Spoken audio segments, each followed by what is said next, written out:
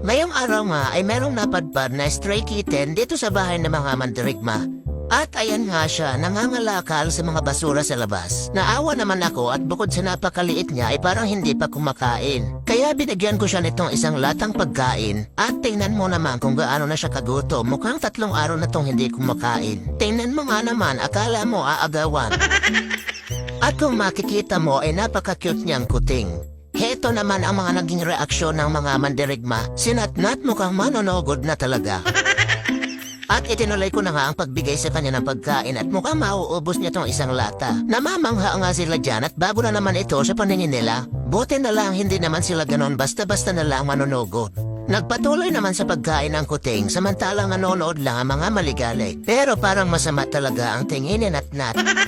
Huwag kayong mag-alala at hindi naman niya naubos yan ang mga pagkain niya. At heto nga malapit niya nang maubos ang pagkain. Ang problema baka mamaya nandito na naman ang kuting na ito.